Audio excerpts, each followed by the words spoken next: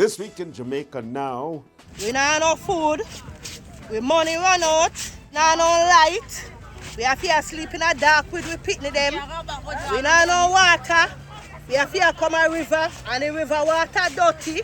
Desperation deepens in Western Jamaica a week after Hurricane Melissa's catastrophic strike.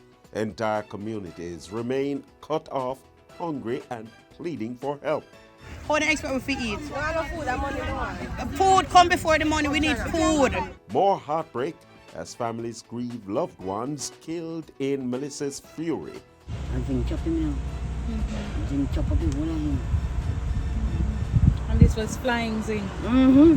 And amidst mounting pressure on the government, Prime Minister Holness strips ODPEM from Minister Desmond McKenzie.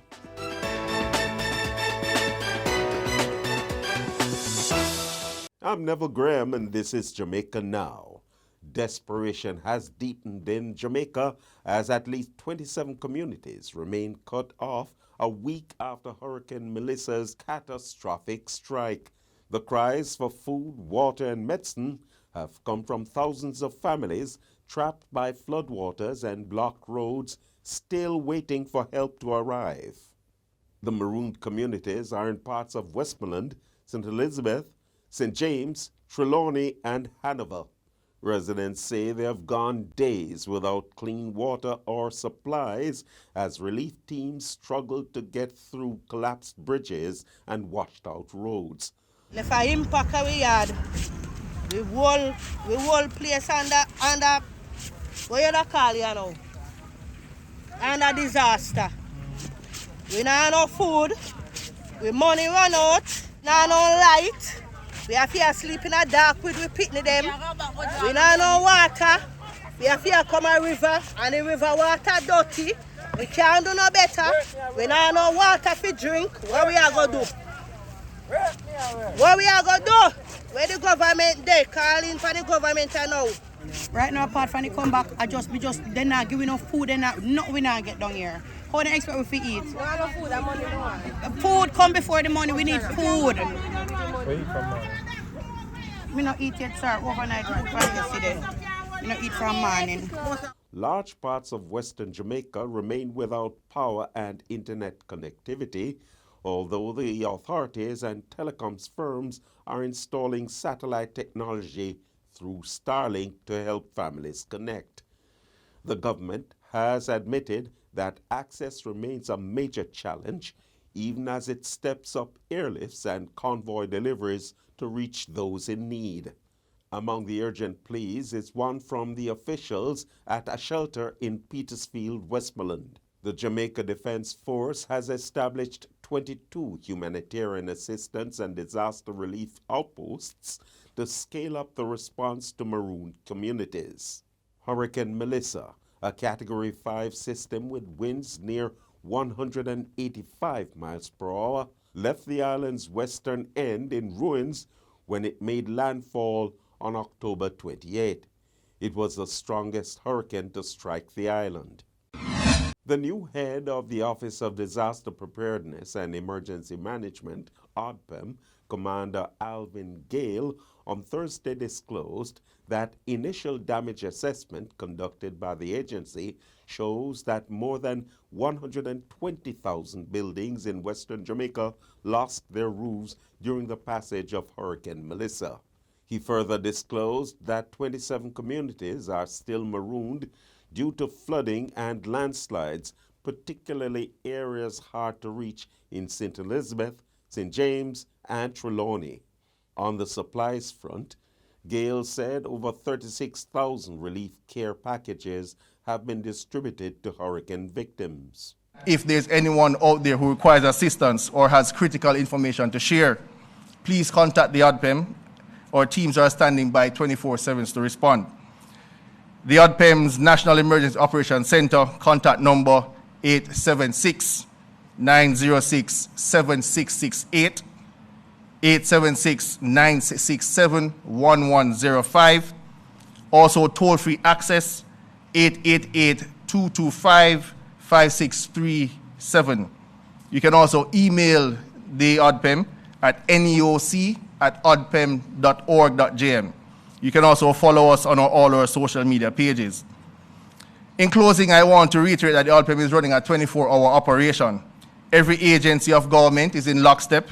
The private sector and our international partners are by our side. We are making progress every day in restoring power, telecommunications, water, clearing roads, and delivering aid. As the Director General, my message to you is this. We understand that these have been some challenging times, and we acknowledge the challenges faced. Please know that the ODPEM's response is one that is committed, coordinated, and determined. We are fully engaged in a comprehensive multi-agency effort across the island to provide effective relief and restore services whilst prioritizing the country's needs. And more stories of survival and sorrow are emerging in the aftermath of Hurricane Melissa. A man known only as Vybz in the St. Elizabeth community of Pondside died on October 31, just as relief efforts were getting on the way. He had been pedaling 6 miles on a rusted bicycle toward Black River when he collapsed along Crane Road, the low-lying coastal stretch that had only just been reopened. Eyewitness Rachel Trenchfield says she stopped to help after noticing him on the roadside. But by the time she reached, he was struggling to breathe and died moments later. With no cell service, no ambulance, and the Black River Hospital still closed from storm damage, there was little anyone could do. Residents say Vybz lived alone and had lost everything in the hurricane.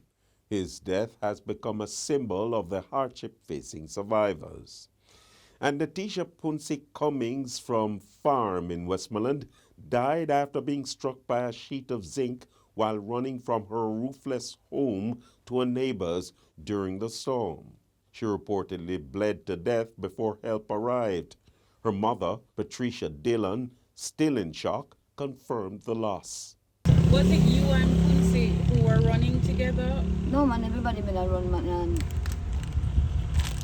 I remember saying she been living a PR house. My new boyfriend. So what happened before Punsi get cut?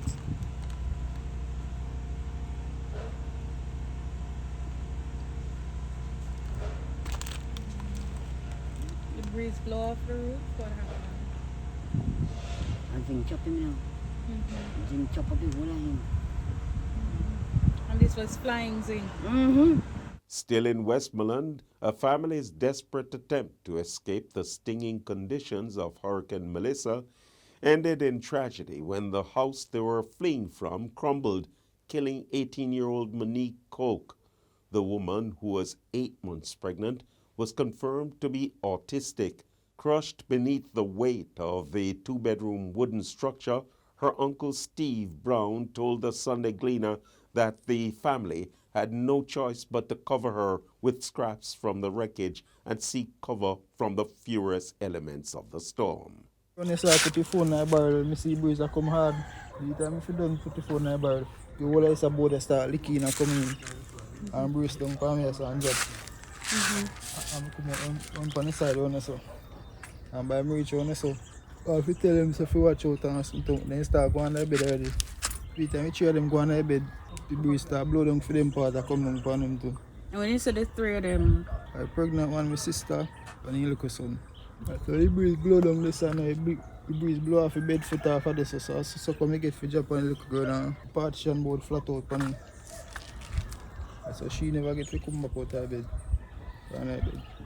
so is the bed drop on her? Going like the foot off my foundation. So that job flat. So they just get the trees. So I'm assuming you guys couldn't tend to her at the same time because of a breeze. I say my sister there on the bed, you know, but she get to come out because she did it out of front part, but like money did it on her back.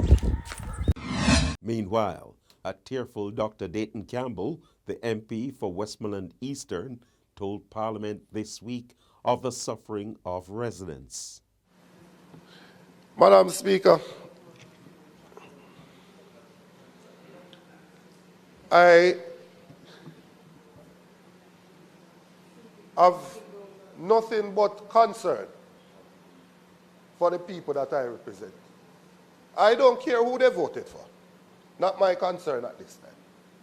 I'm talking about the people and how they are currently living. Anybody who doubts what I am saying, take a trip for yourself. And if it doesn't cause you to have tears, then you are not human. Anybody that doubts what I'm saying, take a trip for yourself. If you think that I am just here grandstanding, take a trip for yourself and have a look at the situation. It is a total and complete disaster in eastern Westmoreland, and this is a cry for help.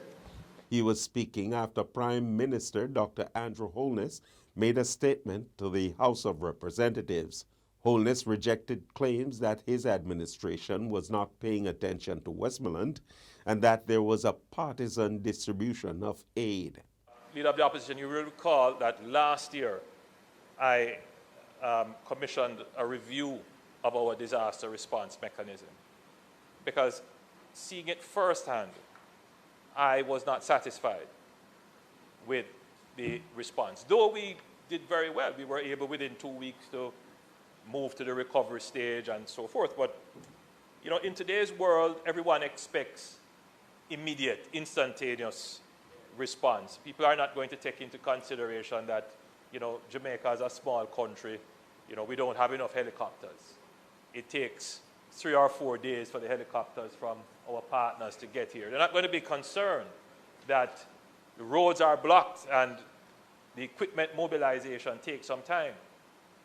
When I look at the response of Jamaica relative to other countries that have been impacted by a Category 5, to report what we can report on day 6, which is yesterday.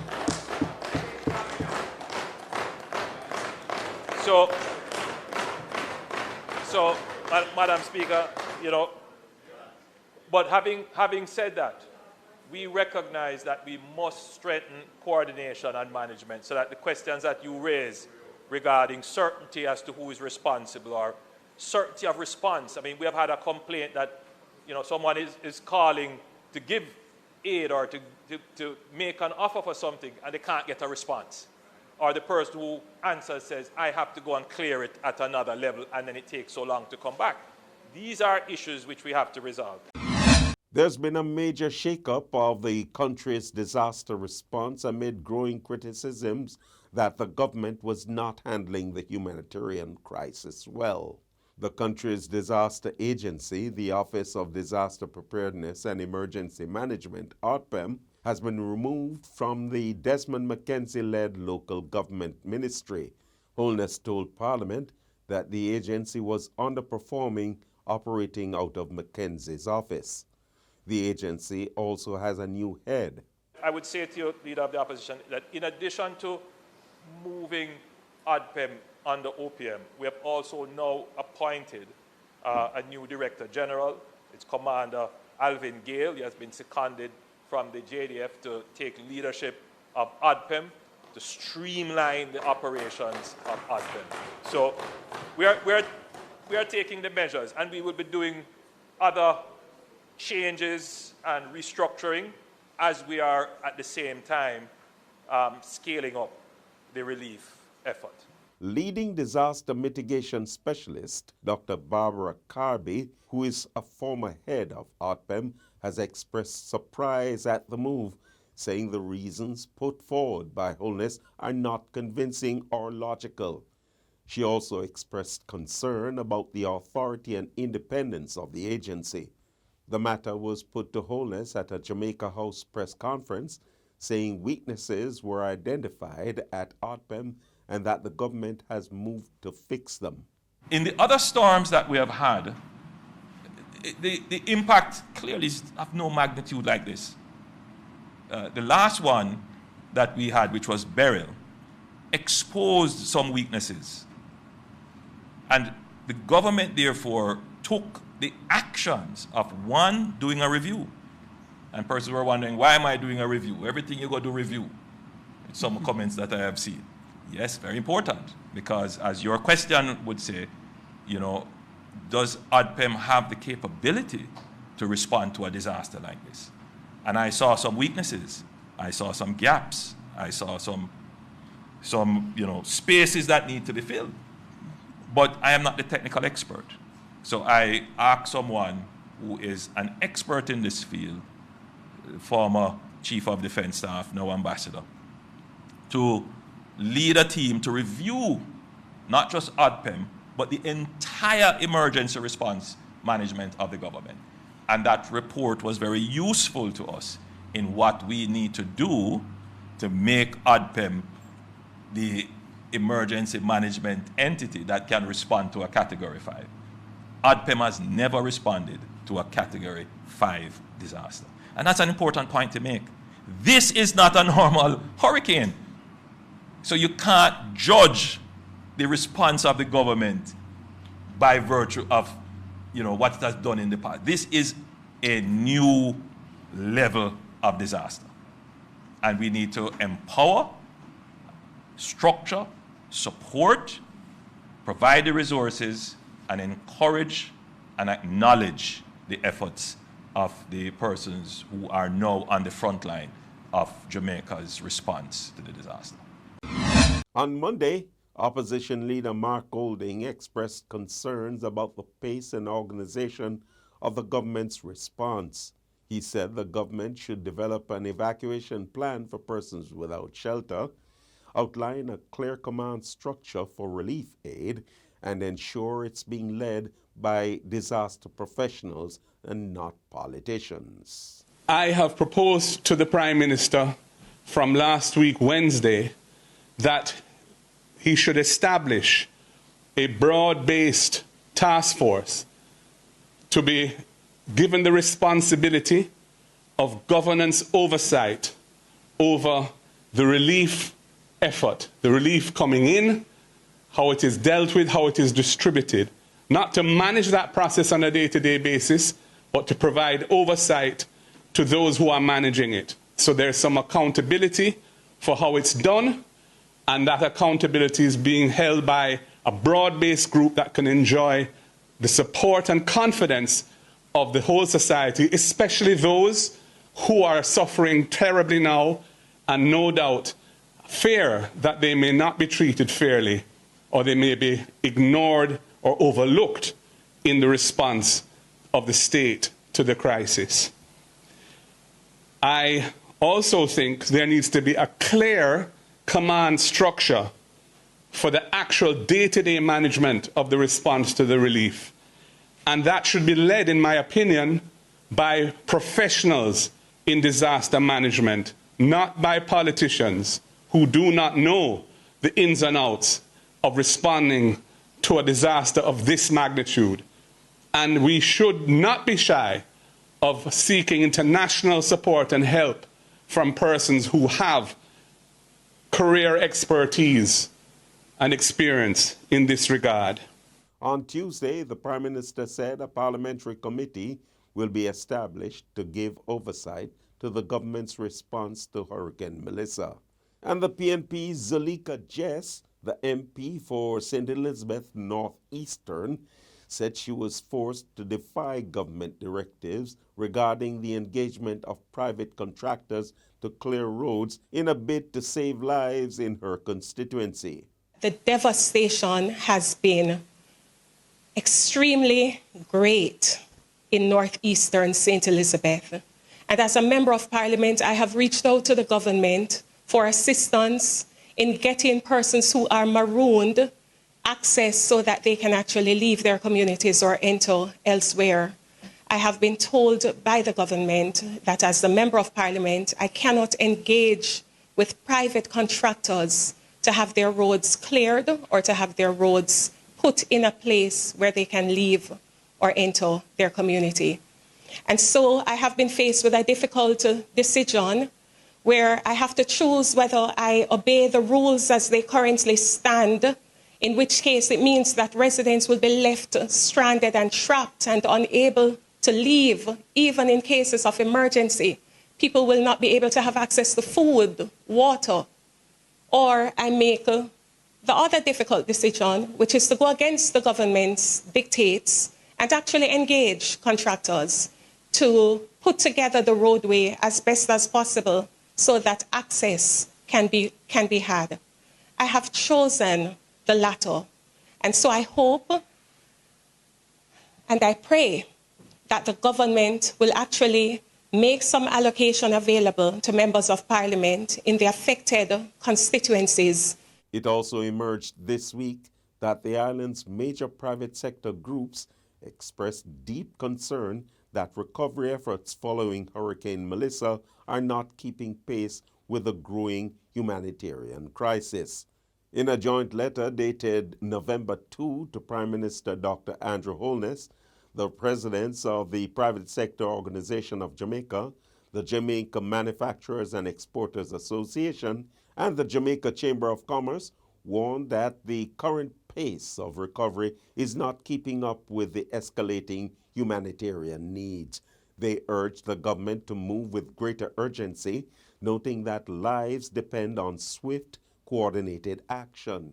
Among their recommendations, the creation of centralized humanitarian safe zones, a coordinated National Relief and Reconstruction Command reporting directly to Cabinet, and an Oversight and Recovery Committee to ensure transparency and accountability. The private sector leaders say they stand ready to partner with the government in rebuilding a stronger, more resilient Jamaica. Meanwhile, earlier this week, government ministers Vybz and Desmond McKenzie defended the government's response. At a news conference on Monday, McKenzie said the government was not incompetent. Prior to the hurricane season, all the municipal corporations meet with the ODPEM and the various agencies. There's a humanitarian committee of the National Disaster Council which meets almost every week. Relief items was placed in all parishes across Jamaica prior to the event. The parishes that are badly affected, all the facilities were destroyed during the hurricane. So it is not that the government did not. We have always placed relief items at strategic points across the country. Mount Pelier is a massive warehouse in Montego Bay, but access to the facility has been impeded because of the road conditions. And I want to make it abundantly clear that this administration is not incompetent, and we were responsible, we were proactive in preparing the country. Nobody can plan for a Category 1 or a Category 5 hurricane. Nobody can. And I am saying without fear of contradiction that the government was prepared. We provide the necessary notice to the people. We say to the country that this thing is coming, take the necessary precautions. We could not control God's hand. Up to November 3, there were about 2,500 people in 186 shelters across 12 parishes. The number has fallen from a high of more than 25,000. Meanwhile, Prime Minister Dr. Andrew Holness told a Jamaica House press conference that the government is ramping up Hurricane Melissa relief efforts and has now embarked on a systematic response, acknowledging that there were initial shortcomings. He said the government is focused on putting systems in place to quickly reach as many people as possible, instead of focusing on one desperate case at a time. In the initial few days, there was a scramble. And that scramble essentially was, my hand is up, I need help, and the system trying to respond to the loudest voices or the most frantic wave of hands. As of today, we are out of that phase. Now, a systematic response will take over in the relief effort. And you would see that the government has made certain actions to ensure that there is a systematic response. Let me say it in another way. I hear the cry of every baby that is now hungry in a community that is not yet reached. It goes to bed with me. And I have to think of it in this way. Do I try myself to jump on a helicopter with a package to reach the baby that is crying?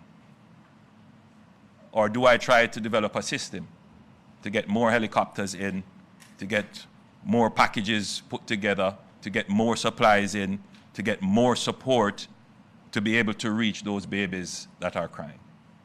While at the same time saying to Keith and Darrell and Minister Tufton, get out there in the scramble. And so that is what you have been seeing. People individually going out there trying to relieve the human suffering. But that is not a sustainable response. The sustainable response is what you would see the government doing now. One, we have to streamline ODPEM, both as the Office of Disaster Preparedness, which that function was done, that phase is over, and now we are in the phase of the emergency management, which is the relief. The preliminary estimate of damage from the catastrophic strike by Hurricane Melissa is between US $6 billion, or Jamaican $963 billion, and US $7 billion, or Jamaican $1.1 trillion. That's equivalent to 28 to 32% of GDP for the fiscal year 2024 to 2025. In a statement to the House of Representatives on Tuesday, Prime Minister Holness called the storm the most devastating disaster in Jamaica's history. He said economic output could fall by up to 13%, with agriculture, small businesses, and tourism among the hardest hit. I want the country to appreciate that we have never had a disaster of this magnitude with this economic footprint in terms of the impact. Not Gilbert, not Ivan, all of those were relatively small to our GDP. To lose 30% of your GDP is significant. Economist Keenan Falconer warns the true cost could rise to as much as $16 billion US, or 75% of GDP, saying reconstruction will take several years and slow growth.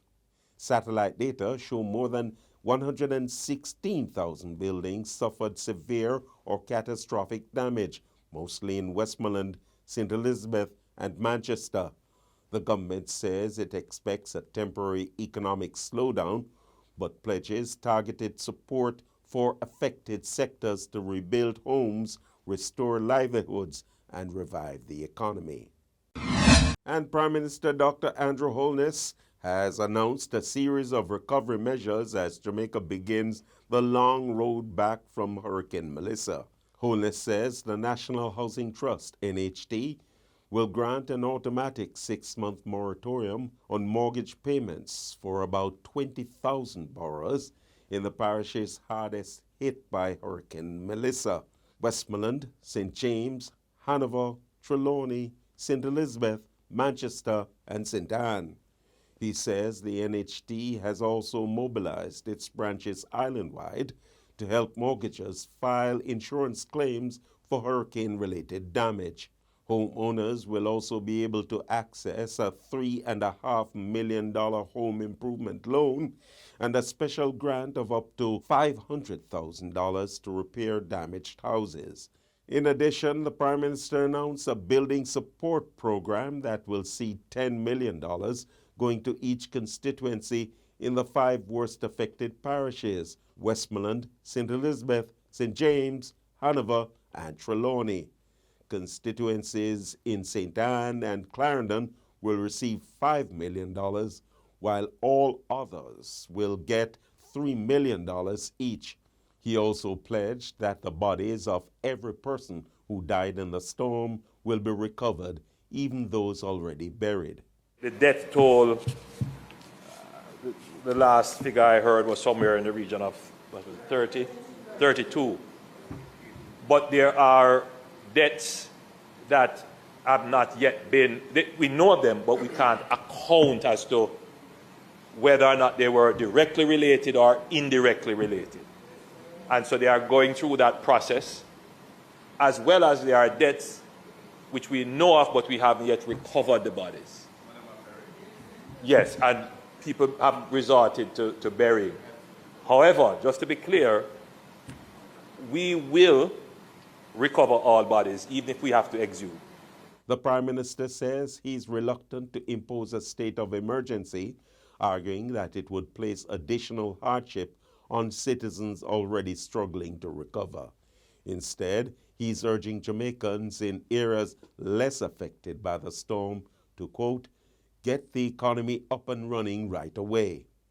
Madam Speaker, these are being considered, but we are very sensitive to the current situation, and we do not want to impose further hardship on persons by imposing a security measure.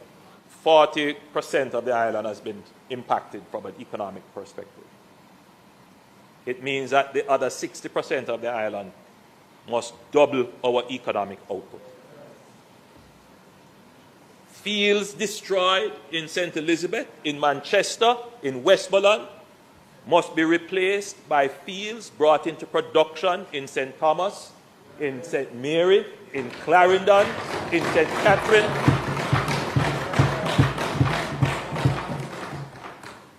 The other half of the island that is not impacted, we must increase our output. Holness says the Jamaica Public Service Company, JPS, has been tasked to explore placing sections of the national grid underground, including Montego Bay's Elegant Corridor and Hip Strip, to build greater resilience against future storms.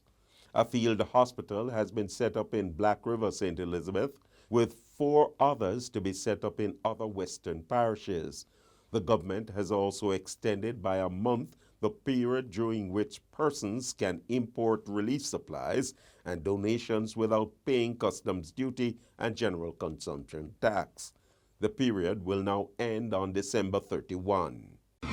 The Education Minister, Dr. Dana Morris Dixon, says tents are being considered for students with national or regional exams looming to continue school in Western Jamaica.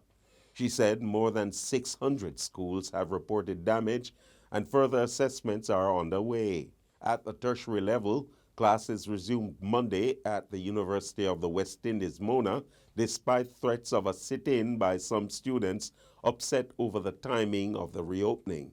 Campus Registrar Dr. Donovan Stanbury says the decision was made because all utilities on the Mona campus remain intact. He says while classes have resumed, the university is mindful that many students are still affected and cannot yet re-engage. Lecturers have been asked to post class notes and recorded sessions online, and students can defer exams without penalty. UE is also offering a 50% discount on outstanding tuition for semester 1, with the balance due by May next year. The Caribbean Maritime University, CMU, resumed face-to-face classes on Wednesday. Meanwhile, the University of Technology, Jamaica, UTEC, and the Northern Caribbean University, NCU, are set to reopen on November 10. Jamaican dancehall superstar Vybz Kartel and his Adidja Palmer Foundation on Thursday carried out a massive Hurricane Melissa relief mission in Western Jamaica. The entertainer returned to the island after promising fans and fellow Jamaicans that he would join the efforts to help those affected by the Category 5 storm. His relief mission visited sections of St. James, Westmoreland, and Hanover, where care packages were distributed. While in St. James, he and his team received a tour of the World Central Kitchen work site at the Montego Bay Convention Center. The volunteer group has been cooking and serving meals to persons in parishes affected by the hurricane. Vybz Kartel indicated that he is prepared to continue providing support to victims of the hurricane. And that's it for this edition of Jamaica Now, your weekly review of the big news stories. Send us your comments at onlinefeedback@gleanerjm.com. Follow us on X, formerly Twitter, and Instagram at Jamaica Gleaner, and on Facebook at Gleaner Jamaica. Like this video on our YouTube page, turn on your notifications, and subscribe today. I'm Neville Graham.